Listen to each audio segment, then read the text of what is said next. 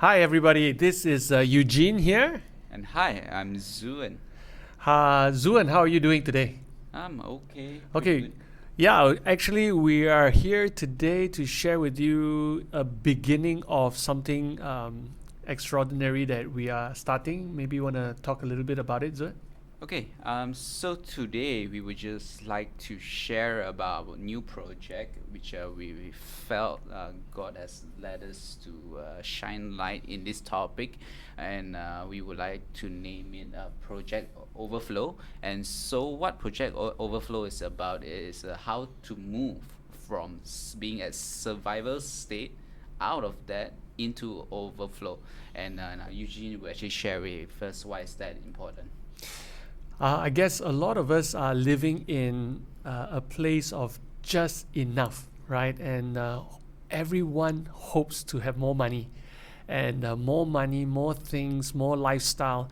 But yet, it doesn't seem to be actually working out very well. As in, you keep chasing it and it doesn't come. And the question is why, right? And so there's a lot of gurus out there. There's a lot of probably teaching and books out there that talks about it. Yet, how come 7 out of 10 people in the world? This is statistics that was made by Pope Francis in 2011. That 7 out of 10 people in this world live below $10 US per day. How come that's the case? Below 10 USD a day Yeah, back in 2011. yeah. Okay, so do you think that is actually getting better or not? I doubt it, right? I doubt it. Okay, so where we are in Malaysia anyway, I think prices of things have just escalated very high, and income has not grown very much, and so even with just the normal day-to-day living, we can see that it's kind of difficult to actually bridge that gap. So if that statistics was back in 2011, what more now in 2021, right? I think it's a lot worse. Yeah, especially after the pandemic and COVID and lockdown and everything, right? Exactly. Okay, but this is not necessarily just affecting the middle class or the lower class. Who are we talking to?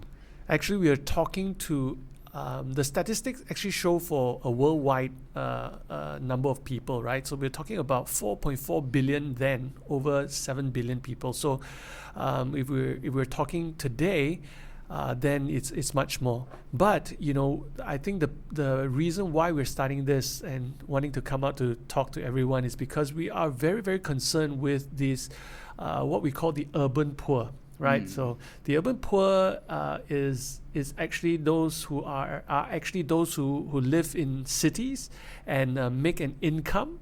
I give you an example, like for myself, right? Before I actually left the corporate world, I was making 5 figures, and yet I actually was broke, right? So Mm-mm. how does that happen?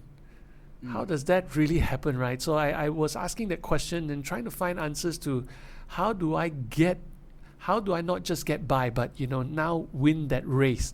And I've been searching and searching, and after meeting Zuan and us coming together to do projects together, we actually found some principles that have been proven since a very very long time ago, and we'll share a little bit more about where those principles come from and how those principles work. Zuan, what about yourself? What is Yeah. your experience on this? Yes, I can definitely relate, Eugene, because I was from that as well. I started my entrepreneurship journey really young, and I hit 5 figures at my early 20s. And even so, even though I was making the 5 figures, but I was spending above 5 figures to maintain that kind of lifestyle, chasing after cars, watches, the branded clothes, bags, and whatnot. So I can totally relate what the urban poor is. Even though we make 5 figures, but we are spending above that, way beyond the taking up credit card, personal loans, just to look good on Instagram and Facebook. So yeah, Yeah. So, what do you think? To me, actually looking back now, when I first got my pay rise, right, it seemed, even 500 ringgit seemed a lot. Yet, the moment I got that 500 ringgit and got that promotion, then the people around me that were at the same level, now they were spending, instead of wearing pasar malam clothes, or clothes actually from the store, the general store, into branded goods, right? And so just in order to fit in, I found myself having to spend more money, and that's why I got poorer when I got more money. Yep. Yeah, because there's a social status to maintain, right? When you're 30 or senior manager level, you can't be driving around in a Proton. That's right. And now I'm in my mid 40s. Although I don't really bother about all that kind of thing, but I definitely see the rise of that status consciousness, especially with social media, from Facebook to Instagram to TikTok and Yep. to all these different social media, that everyone is showing off, right? Yeah, the word is flex, or hype base. Flex the brands that you're wearing. So that's the current trend that's going on right now. You were telling me just in the car earlier on how people flex. Okay, for example, in a traffic situation, where do you share that with it? It's so funny.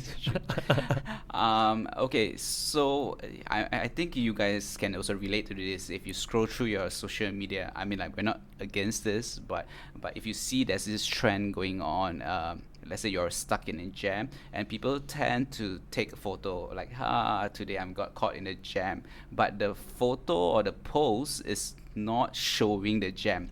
But what is showing? It's showing the car brand or even the watch, and also it's like a product placement, right? And what bags are you carrying? So that is the current culture that even for the young ones, young adults, and we are trying to keep up and always chasing the next iPhone, the next bag launch, branded bag launch, or even shoes. I mean, I'm guilty of that. I love cars, especially Porsches. So You I do own one yourself, don't you? a very old one, and I'm very happy with it. Yeah.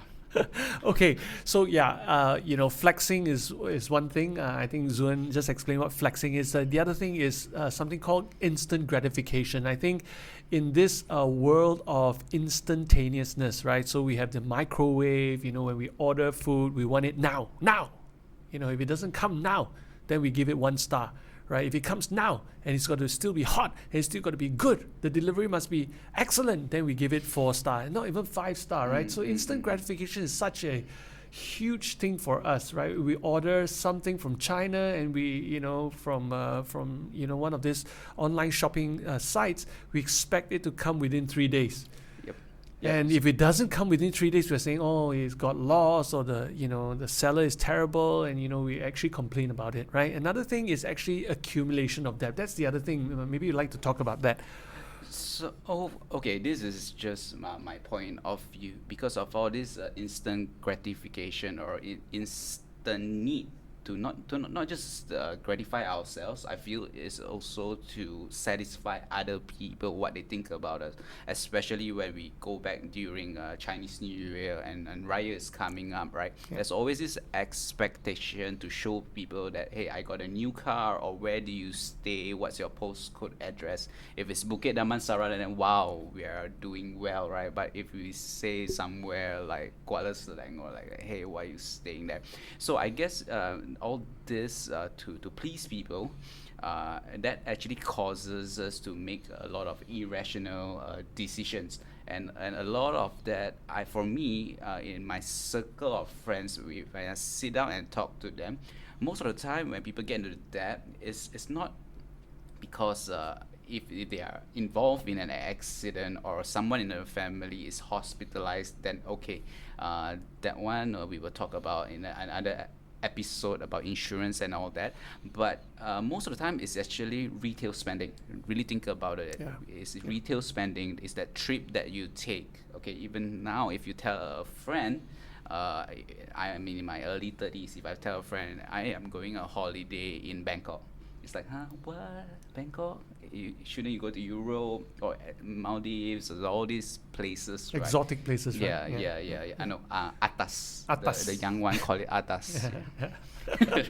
So all that, and even the cars that we drive, so a lot of that is being accumulated is from like all this retail spending, to car loans, to even now affording properties, place, it has to meet a certain lifestyle requirements. That's right. Yeah, Yeah. yeah, yeah. I think that is the chasing that we were talking about, right? So if you're working as a manager or a senior manager, you can't be staying in the flats or walk-up apartments or something Yep. like that, right? So it's got to be some form of a condo, Yep. right? So I think that Service yeah, residence.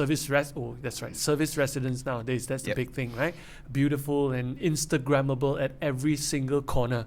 I think that is a huge thing now, right? And so these are the questions that I think we want to be addressing, and how the principles that we have learned actually allow us to get away from that, and also to win in this race, right? So that we come up on top rather than now struggling, below waters, right? So I think that the question is, why are we doing this? Well, I have to say that through this pandemic that has just passed. Actually, we're still going through it in here in Malaysia, but it's in the tail end stage, hopefully. And as people are getting the vaccines and all that coming in the next few months, we're just hoping and praying that things will get back into some form of normality. But then again, it's the new norm that we're talking about. So what do we do in this new norm? So the reason why we got into this is because during this time of pandemic, I think I had a lot of time, over a year actually, of not having an active income. And that actually gave me some time to sit back and really do some self-reflection as to how am I going to live from now moving forward. I think a lot of things out there at the moment is talking about, hey, going out there to get a second source of income, or what do they call it? Side hustle. A side hustle. That's right. Yep. Right. Going and get a side hustle, and get yourself busy because of, again, the fear of losing out, the fear of now not making enough, and everybody else is starting a home bakery, or they are starting a new store in Shopee or Shopify, and so because they are doing it, you must also do it. And so I had that 1 year to actually review that and really search deep inside and found that, hey, and really got back to my roots, right? And that's through the Word of God, right? And that has helped me tremendously to see past this smoke screen. I call it a smoke screen, right? Because we're so caught up by it, but it's not real. It's just a facade or a make-believe.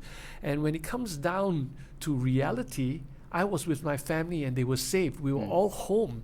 And that was actually all that I needed to know, right? So I didn't have to go to the fancy restaurant. Actually, for 1 year, we didn't go out to any restaurants, but that was okay because we were still happy because I had my family, we were enjoying ourselves. Yes, we were trapped in the house, we couldn't do very much, but still, that was more than what I was chasing. What about you, Zuan? Okay, for the pandemic, I'm very privileged compared to Eugene because he has a lot of dependents. For me, I'm I think just married. Newlywed, Newlywed for 2 years. No kids yet. So that our expenses is not very high, and we don't have any car loans or even a house loan. So I think that gives us a lot of advantage because there's not much fixed costs for us to take care of. And even though during pandemic, we weren't really that much affected because of the seeds that I personally I sown, and I stumbled upon this by accident actually. Back in 2017, I'm very bad with money. That story that I said I make a lot of money but throw a lot of money away also was true. It was true. So what pointed back me back to God was when I was listening to this sermon, to this series. It's called A Blessed Life by Robert Morris. So that entirely changed my thinking about wealth creation. So coming back to instant gratification, right? I think social media also, they sexify these things about entrepreneurship, making money, side hustle, and that is instant gratification, right? But what I realized about that, sorry, not just that, but income creation to get yourself out of that, and also wealth creation, it takes time. It takes Yeah. time. Just a simple, like we have a beautiful plant here, right? It comes from a seed. So instead of just sowing the seed and okay, but GMO, we have all this technology to make it grow faster, right? But it definitely still need to take time in order for it to grow into a big and strong, healthy plant. And management is tending the soil, watering it every day, and making sure it gets enough of sunlight. I think that principle applies in terms of how we manage our finances, in terms of income to giving to our living below our means, our expenses, and also investments. It's not just one area which is either you do too much focus in income creation, or too much focus in the expenses, the spending, right? So it has to be managing the entire area where giving and receiving, income, expenses, investing, and for the future. Yeah. So it's the same principle that back then I was very new. I just tested it out to see. I have been doing it faithfully for 4 years now, and I can Nice. really see the overflow comes in by just managing a negative cash flow budget sheet back in 2017. Right. Yeah. Wow. Okay. Fantastic. Right. So as for myself, I think I've also gone through a lot of training in that sense in this area. I read a lot. Especially books like Rich Dad Poor Dad. The Richest Man in Babylon. I've also read books by Napoleon Hill, Think and Grow Rich. And done all that kind of thing. Right. And yet, reading that and just thinking about it, wishing that it happens to me, wasn't really how it worked. And so, and coming back to the principles, right? And the principle, to sum it up very quickly, it's actually to sow the seeds and eat the bread, Yep. rather than to eat the seeds and then sow the bread. Because if you eat the seeds and sow the bread, nothing will happen, Yep. right? Definitely. Or sow the crumbs after you eat the seeds and the bread, right? So that won't happen. Okay, It would fat mold in Cantonese, right? Mold would grow. Okay. The only thing that will grow is mold. Okay, it won't grow you more wheat. Okay, and to make bread. Yeah. And I think that would be the very first series that we will do: how to sow seeds and eat bread, rather than to eat seeds and sow bread. Okay, so I think we just wanted to come out to say hello to you. This is a very, very raw first time. We just set up this whole entire setup, and I hope you like it. We're just testing out the sound, but also very excited that, I promised a lot of the people that I know, they say that, I've been away from social media, and there is a purpose for it, and I'll be back because, it's just a renewed, a kind of a sense of renewed a mind, and also a sense of renewed spirit to what I'm bringing to the public, right? Because I think I have more to give, more to serve, but not just in the health area, but also health in terms of the financial side as well. With what that I've been given, I also want to share this out, and I'm sure that's with Zuan as well. Yep. And that's why we're doing this. Yeah. Yeah, we are very excited to see where this Project Overflow will grow. And then again, we are just being very obedient and taking this in faith, because we definitely don't know where this will go, but we felt in our heart that there is a hunger, or there's a cry to address this issue. Yeah. Yeah, also because there are a lot of our own friends actually, that have come to us and say that, hey, I may look good and shiny outside, but inside, I'm just still struggling, right? And so we've heard so many stories in the past 1 month, just meeting different ones, and that has really, really gripped our hearts, because we should have freedom. We were created to rule over the soil and the ground of this earth, okay, so that we will prosper. Yet there is no such thing, right? In fact, we've become slaves, right? To different things, to our job, to the bling blings that we own, right? To the loans that we have. And I think the whole idea from this podcast or this this series that we are doing here in Project Overflow is to look at how we can move from this place of survival into overflow. All right, and so stay tuned with us. Okay, so it's going to be a raw chat that we have. We're going to put it out there, and so if you've got any questions regarding your issues, or you want to ask some questions about whatever it is that has to do with personal finance, then do tune in and watch as we announce more of the episodes that we'll be doing. Yep, that's all. Very good. Yeah. So we just wanted to say hello to you and say that, hey, we're gonna be back soon, and definitely once a week we'll have a topic out to share with you guys. And hopefully, as we grow this channel, as we grow this Project Overflow, that more people will come in, and we'll invite people who are successfully practicing these principles to come and share with you their secret on how, or their journey on how they actually overcome from a place of survival into overflow, right? So we hope to see you soon, and definitely in our next video. All right, thank you. So if you, yep. So, and before we see you next, okay. So you could be listening to this on a podcast. You could be watching this on YouTube or any other channel. But if you're watching us, then please note that we will be on the different social media platforms. But give us some time, because we are actually growing this from scratch. All right. So take care, and Zuan, last words. Get out from survival and go into overflow. Yeah.